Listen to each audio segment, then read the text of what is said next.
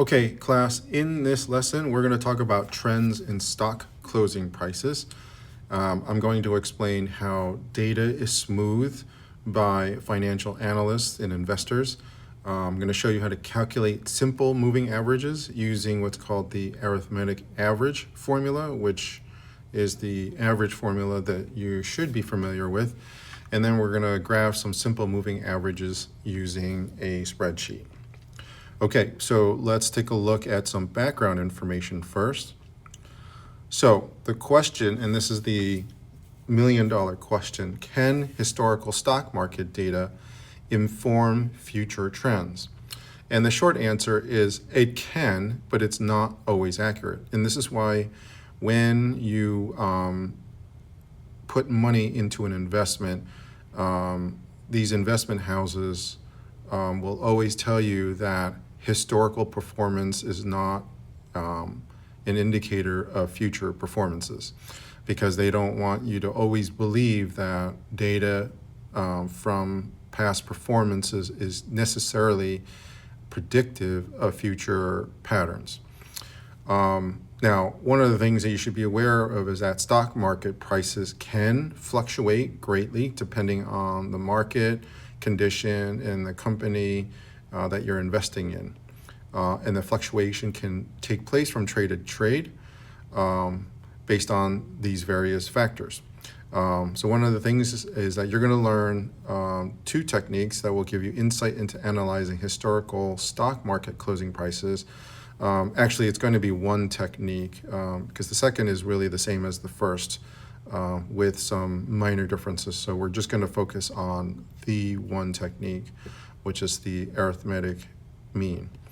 And the first technique is going to answer the question, how can stock data be smooth? And then the second technique, which I would have shown you, but we're not going to do this, is how do peaks and valleys and closing prices assist in making buying and selling predictions. Okay, so we will look at some other techniques that will help you to answer this second question. Okay, so the first technique is called the simple moving averages, and this is just a basic statistical tool that is very common among investors and financial analysts. And this tool helps to reduce the impact of what's called price fluctuation, either day to day, within the day, or from week to week. And it helps you to focus on patterns and trends, and this is referred to as a smoothing technique. And I apologize for the spelling error here. The simple moving average, or SMA, are calculated by determining the mean or average closing prices over a given period of time. Okay, so if you take a look at this graph below, what it shows are three different things.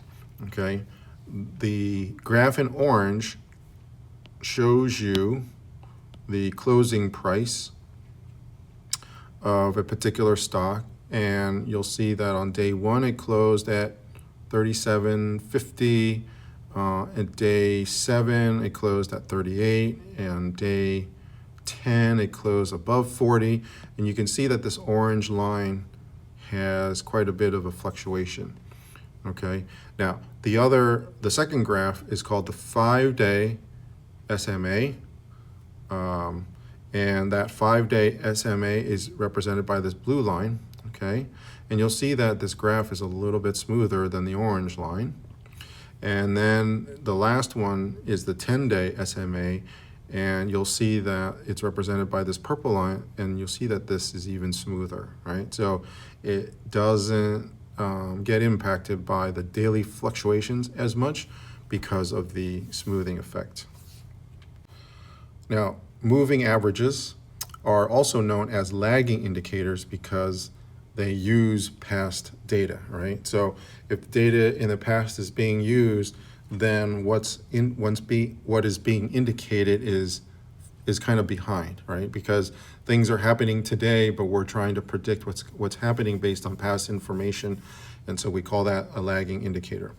Now, investors use simple moving averages, or SMA, when they want to identify and follow a trend in prices. Okay, so this is one of the many techniques that is used to predict the price of a future stock. Okay, so let's dive in a little bit deeper and take a look at what exactly is going on with an SMA. Okay, so in this example, we have the closing prices for 10 consecutive trading days for a particular stock, and we are to calculate the 5-day SMA, simple moving average, and plot both the closing prices and the averages on a graph. Okay, so let's go ahead and plot the closing price for each day right now, and we're going to do this in red. Okay, so on day one,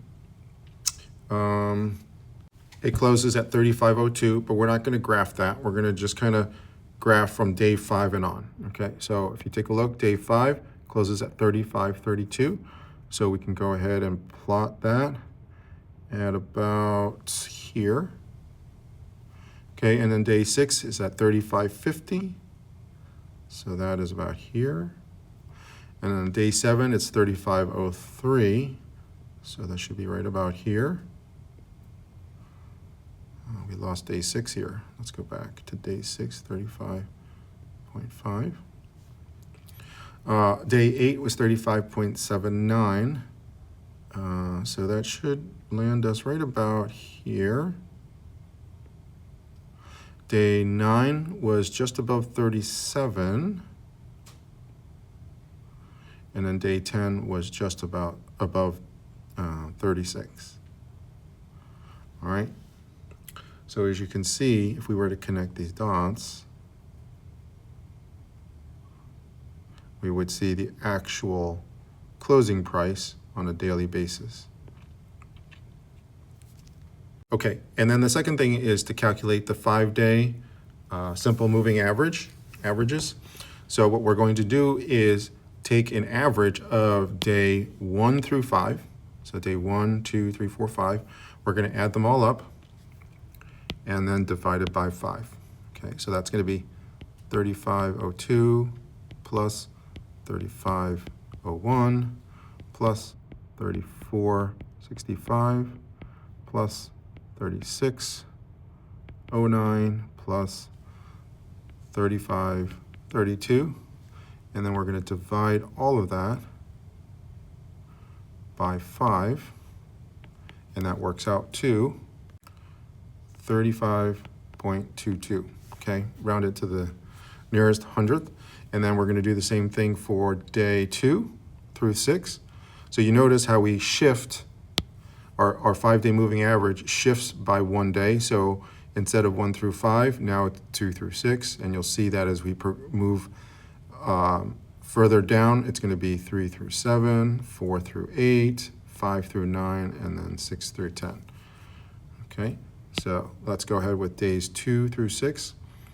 So that's going to be 35.01 plus 34.65 plus 36.09 plus 35.32, and then day 6 would be 35.50.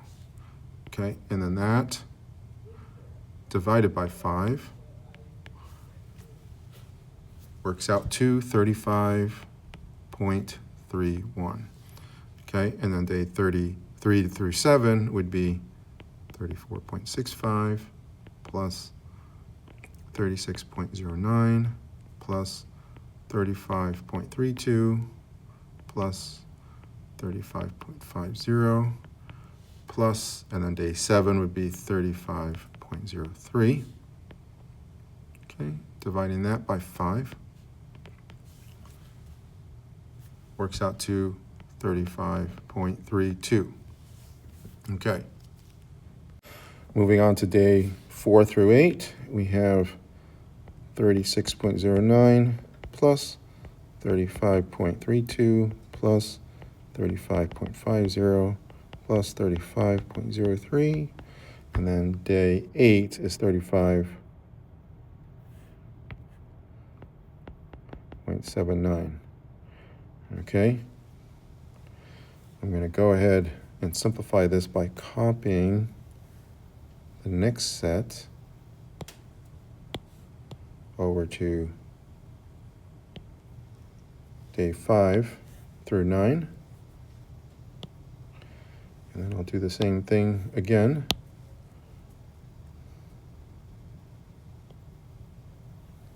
For the last one. Okay, so let's go ahead and finish off day 4 through 8. We're going to divide this by 5. And the average comes out to 35.55. Okay, and then for days 5 through 9, I've already copied those first 4 closing prices. So we just want the closing price for day 9.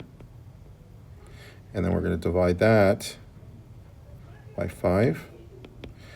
And that average works out to 35.74. Okay, and then the last one. Day 10 closing price was 36.05. And then divided by 5 works out to 35.89. Okay, so if I were to graph this, you'll see the smoothing effect as a result of taking these averages in these different intervals. Okay, so we'll say at the end of day 5 it was 35.22. So that's right about here. And then at the end of day 6 was 35.31. Oops, wrong day here. And then at the end of day 7, 35.32.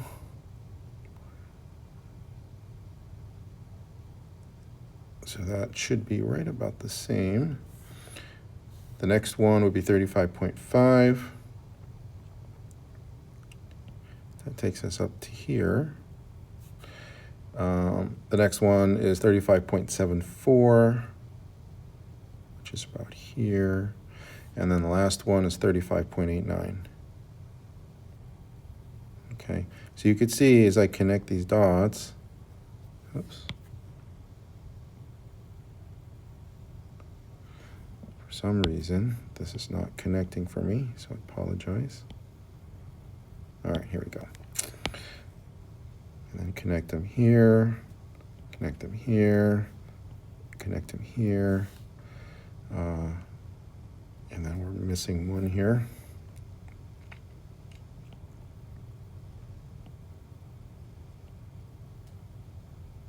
Okay, so you see what happens is when you take these 5-day simple moving average, okay, as we did in this calculation, and you plot them, it kind of smooths out the up and downs of the red graph, okay? So that is a great way to kind of get a better idea of what direction the price is moving. So based on this 10-day closing price, okay, and the simple moving average, we see that the prices are continuing to increase fairly steadily. Now, this last point kind of looks like it may not be continuing, and so investors will look at other tools to help them predict where the price will be in the future. And we'll look at some of those techniques in a little bit. Okay. Now, with respect to graphing simple moving averages using a spreadsheet, it's a little bit easier to determine, especially when you're looking at it over a longer period of time, because there's a lot of calculation. And as you notice from the prior example, just to calculate a few simple moving averages took some time. And so using a spreadsheet will help you to do this much quicker, and it'll be a lot easier as well. Okay, so let's take a look at how this might help you using a spreadsheet. So if we go through the same exact exercise, but use this on a spreadsheet, here's how it would work. Okay, so what I've listed is exactly what was given to us in example 1.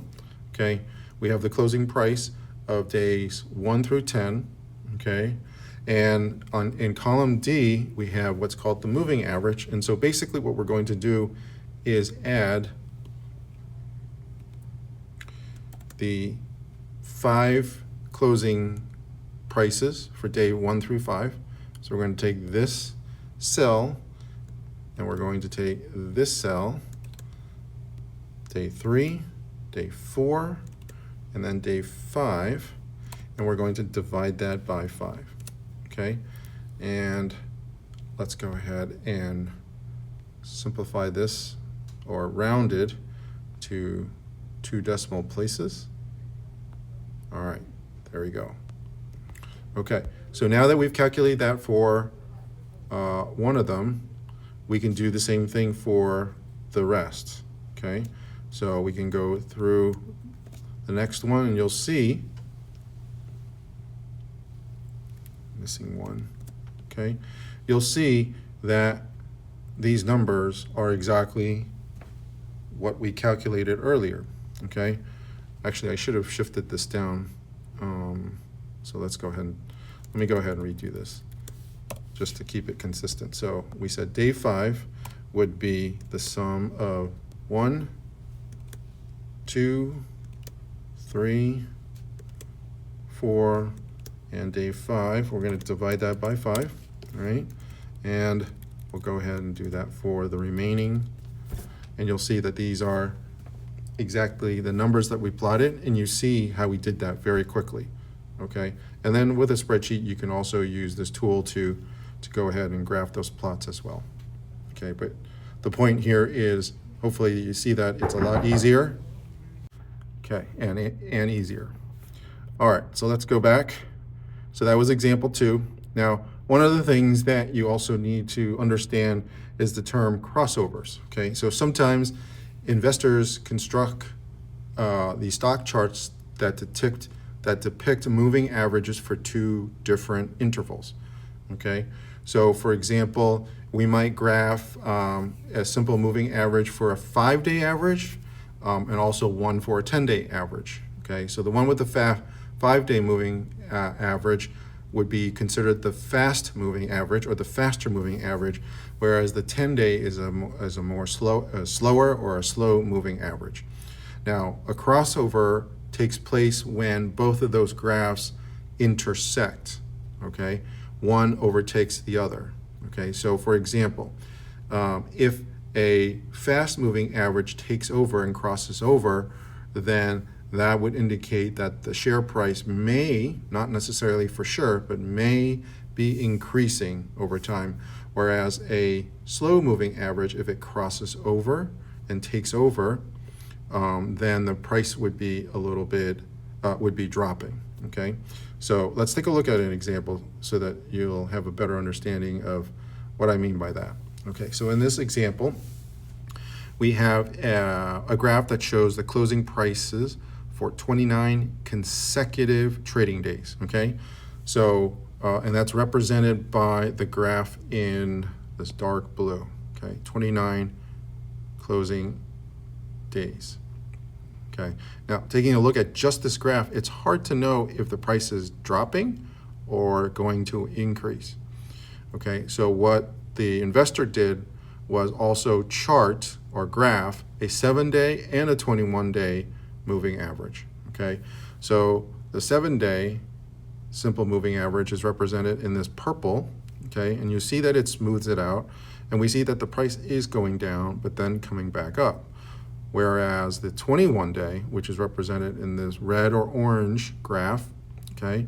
This is even smoother, okay? And see where it overtakes, see where this purple line crosses over the orange line? It happens on day 27, which would suggest that since this was the faster moving simple average, and now it's overtaking, right? It's crossing over this orange line, we could say that this price is expected to increase, okay? And we see that on day 28 and 29 that it is in fact increasing, okay? So that's one of the benefits of a crossover. When you look at 2 different simple moving averages, it helps you to better predict which direction prices will go.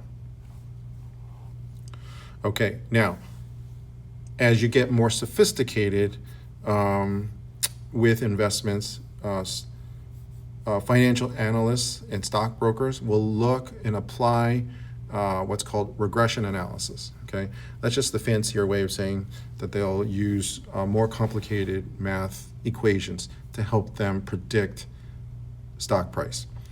There are a whole slew of techniques to use, and the more familiar you are with statistics, the more you can apply them when it's the correct scenario to help you understand what will potentially happen. Okay, so let's take a look at a few examples so you have a better flavor for what we mean by regression analysis. Okay, so in this example, we have data for trading days, closing price from January 6th, okay, all the way through February 26th.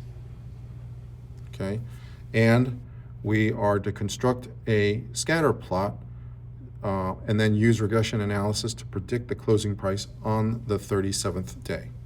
Okay, so first we're going to plot the closing price, and we've already done it here, and you'll see that there's this pattern going on over here.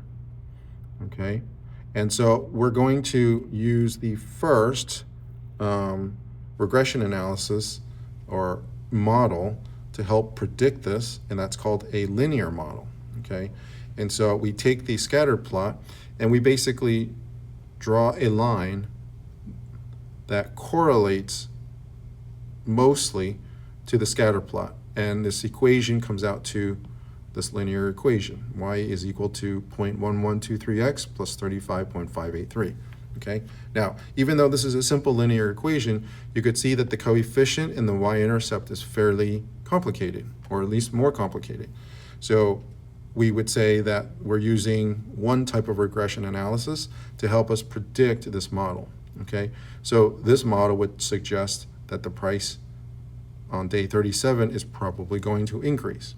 Okay, now there's also a second model, which is a quadratic equation. Okay, we know it's quadratic because now we're taking into account this x squared, and when we come up with this equation, we can graph it, and we could see that this model suggests that the price is going to increase, but at a slower rate. Okay, so that amount is going to be a little lower. All right, so let's take a look at the third model. This is a cubic equation, and we can see that because this is an x raised to the third power, and based on the cubic model, we see that this graph suggests that the price is actually going to drop. Okay, so the first two models says it's going to increase. This third model says it's going to drop. And now let's take a look at the fourth model. Okay, this is a quartic equation, and it's quartic because it's raised to the fourth power. And you could see that this model, even though while it's more sophisticated, you could see that this graph actually more aligns with the scatter plot. Okay, now doesn't necessarily mean that it's correct, but we could see that there's a tighter correlation. Okay, so in all four of these models, we see that with the linear model, it's predicted that on day 37, the price is going to close at $37.74. If you use the quadratic model, it would suggest that it will still increase, but it's going to be increased a little bit less at $37.11. And then as you saw with the cubic model, it suggests that the price is actually going to decrease, so it's going to be at $36.66. And then the quartic, which we believe, based on visual inspection, that it is the closest model, and it's suggesting that the price is going to increase to $37.98. Okay, so here's an example of where using a model is very, very useful in predicting future price, but we don't know which one is correct because every model deals with the numbers a little bit differently. And this is why it's important that that as an investor, you use multiple models to give you more data points. Okay, so if we were to look at this just holistically, we see that 3 out of the 4 models suggest that the price is going to increase. So the likelihood of it increasing probably will be fairly good, okay? But if you're a conservative investor, you might say, yes, it'll increase, but it won't increase as much. And so you might follow the quadratic model, okay? Now, if you're a more aggressive investor and you believe that the quartic model was better correlated to what's really going on, you might say, no, it's not only going to increase, but it's going to increase to almost $38 a share. Okay, so a lot of this will drive an investor's investment decisions, especially if you're investing over a shorter period of time. And so hopefully this gives you a better flavor of how models work and how sophisticated, even more sophisticated models will help better predict future stock price.